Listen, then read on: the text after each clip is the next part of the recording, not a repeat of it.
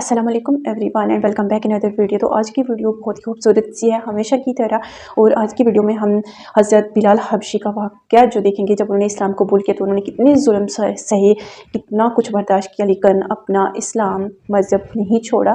تو چلو آج کی ویڈیو کو ہم سٹارٹ کرتے ہیں۔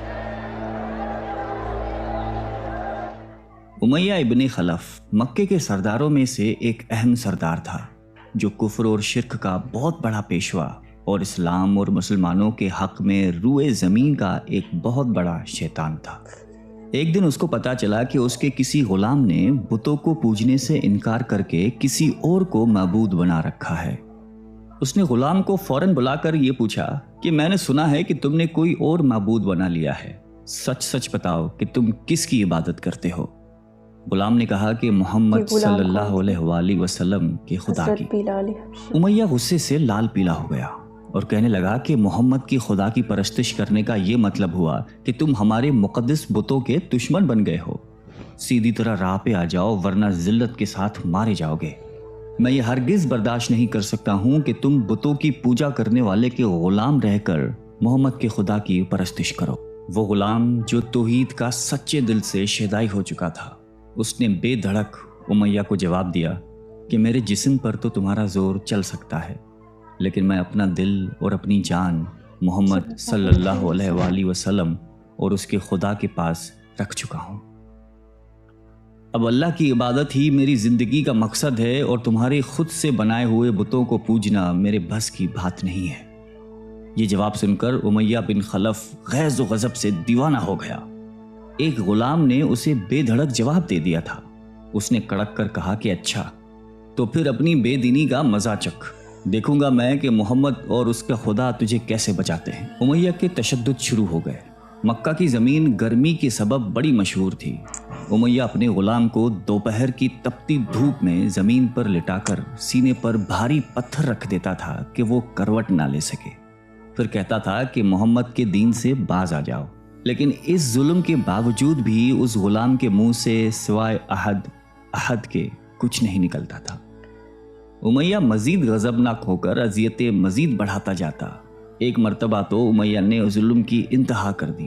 پورا ایک دن اور پوری ایک رات غلام کو بھوکا پیاسا رکھا اور تپتی ہوئی ریت پر لٹا کر اسے تڑپنے کا تماشا دیکھ رہا تھا۔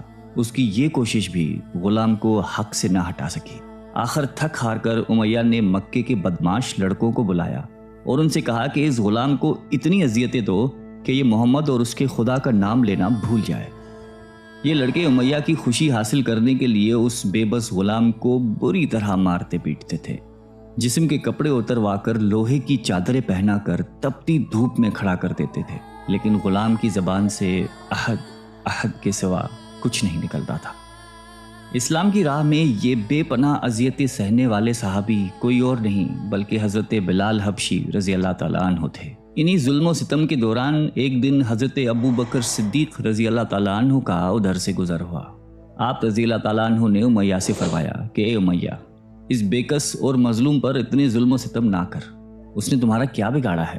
وہ خدائے واحد کی عبادت کرتا ہے۔ اگر تو اس پر احسان کرے تو یہ احسان آخرت میں تیرے کام آئے گا۔ اس پر امیہ نے نہایت حقارت سے کہا کہ میں تمہاری اس خیالی آخرت کے دن کو نہیں مانتا، جو میرے دل میں آئے گا میں تو وہی کروں گا۔ صدیق اکبر اس جواب پر کافی افسردہ ہوئے، لیکن پھر بھی آپ رضی اللہ تعالیٰ عنہ نے اسے سمجھایا کہ اس مظلوم پر ظلم و ستم کے پہاڑ توڑنا تیری شایان شان نہیں ہے۔ جس پر امیہ نے تنگ آ کر کہا کہ اگر تم اس کے اتنے ہمدرد ہو تو اسے خرید کیوں نہیں لیتے؟ حضرت ابو بکر صدیق جھٹ تیار ہو گئے اور فرمایا کہ بولو، کیا دام لوگے؟ امیہ نے کہا کہ تمہارے پاس ایک غلام ہے جس کا نام فسطاط رومی ہے، وہ مجھے دے دے اور اس کو لے جا۔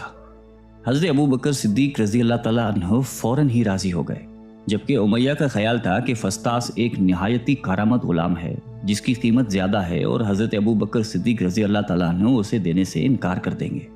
مگر آپ فوراً راضی ہو گئے تو امیہ کو سخت مایوسی ہوئی اور اس نے ساتھ ہی 40 اوقیہ چاندی کی فرمائش کی۔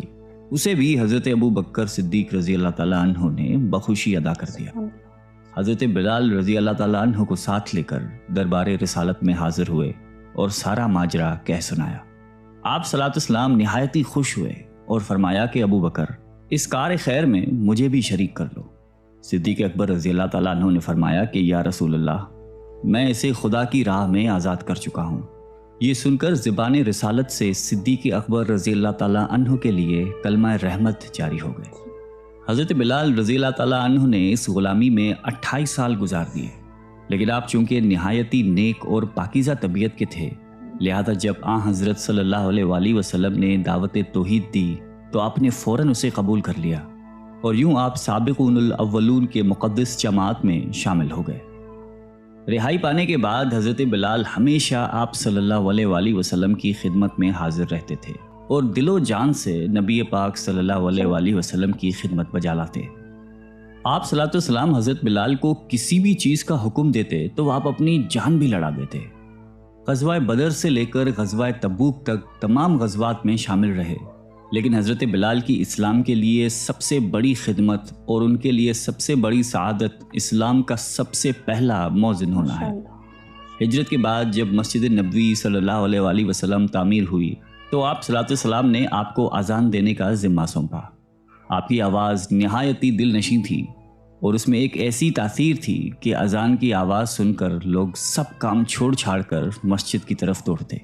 8 ہجری میں جب مکہ فتح ہوا تو کعبے کو بتوں سے پاک کرنے کے بعد آپ صلی اللہ علیہ وسلم نے حضرت بلال سے فرمایا کہ اے بلال، کعبے کی چھت پر کھڑے ہو کر اذان دو، اور یہ مبارک سلسلہ حضور صلی اللہ علیہ وآلہ وسلم کی حیات مبارکہ تک اسی محبت اور عقیدت کے ساتھ جاری رہا۔ لیکن 11 ہجری میں جب آپ صلی اللہ علیہ وسلم نے سفر آخرت اختیار کر لیا تو اس عاشق رسول صلی اللہ علیہ وآلہ وسلم پر غم کا پہاڑ ٹوٹ پڑا، اور مدینے میں رہنا اب آپ کے لیے دشوار ہو گیا۔ آپ کو ہر وقت پیارے نبی صلی اللہ علیہ وآلہ وسلم کی یاد ستاتی رہتی تھی۔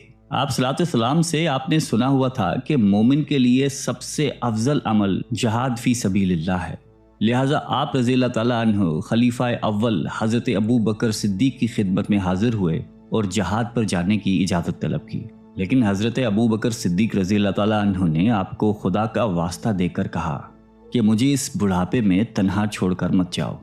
تو حضرت بلال نے اس شرط پر ابو بکر صدیق رضی اللہ تعالیٰ عنہ کی بات مان لی کہ اب وہ رسول اللہ کے بعد کسی کے لیے اذان نہیں دیں گے۔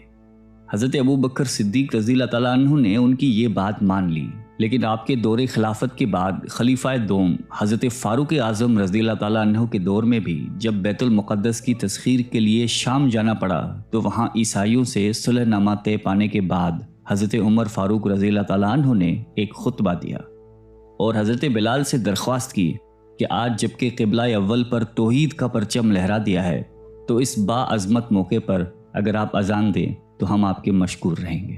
حضرت بلال نے یہی اذان دینی شروع کی تو صحابہ کرام کو عہد نبوی کی مبارک یاد تازہ ہو گئی اور ان پر رخت طاری ہو گئی۔ شام کے معرکے کے بعد حضرت بلال نے شام ہی کے ایک گاؤں میں رہائش اختیار کر لی، کیونکہ مدینے میں ہر وقت آپ کو آپ صلی اللہ علیہ وسلم کی یاد ستاتی رہتی تھی۔ لیکن ایک دن آپ نے خواب میں آپ صلی اللہ علیہ وسلم کی زیارت کی۔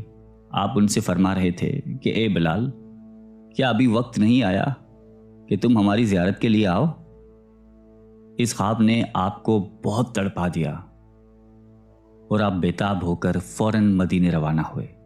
مدینے پہنچ کر حضرت بلال نے روضہ اقدس پر حاضری دی اور اس درد سے روئے کہ حاضرین بھی اشک بار ہو گئے۔ وہیں حضرت امام حسن رضی اللہ تعالیٰ عنہ اور حضرت حسین رضی اللہ تعالیٰ عنہ بھی موجود تھے۔ نانا کے پیارے نواسوں کو آپ نے اپنے ساتھ چمٹایا اور بے تحاشا چومنے لگے۔ حضرت حسن رضی اللہ تعالیٰ عنہ اور حسین رضی اللہ تعالیٰ عنہ نے آپ سے اذان فجر کی فرمائش کی، بھلا اس میں رد کرنے کی کہاں گنجائش تھی۔ اگلے دن جب فجر کا وقت ہوا تو آپ نے اذان دینی شروع کی۔ لوگوں کی عہد رسالت کی یاد تازہ ہو گئی اور لوگ اس طرح روتے ہوئے مسجد کی جانب چلنے لگے جیسے کہ نبی پاک صلی اللہ علیہ وآلہ وسلم کا دور واپس آ گیا ہو۔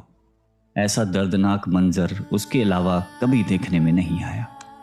حضرت بلال حبشی رضی اللہ تعالیٰ عنہ نے 60 سال کی عمر میں وفات پائی۔ آپ کا مزار دمشق میں ہے۔ آپ کو دربار رسالت میں خاص مقام حاصل تھا۔ آئیے ہم سب اللہ تعالیٰ سے دعا کرتے ہیں کہ ہمیں بھی حضرت بلال حبشی رضی اللہ تعالیٰ عنہ کی صفات میں سے کچھ عطا فرما دے، آمین۔ امید کرتی ہوں کہ آج کی ویڈیو آپ کے لیے بہت ہی خوبصورت، اور آج کی ویڈیو نے میرا تو ایمان تازہ کر دیا۔ امید کرتی ہوں کہ آپ سب کا بھی ایمان تازہ ہو گیا ہوگا۔ تو چلو آج کی ویڈیو کو یہیں پہ ختم کرتے ہیں، ملتے ہیں نیکسٹ ایک نیو ویڈیو کے ساتھ۔ تب تک کے لیے اپنا بہت سارے خیال رکھیں۔ اللہ حافظ۔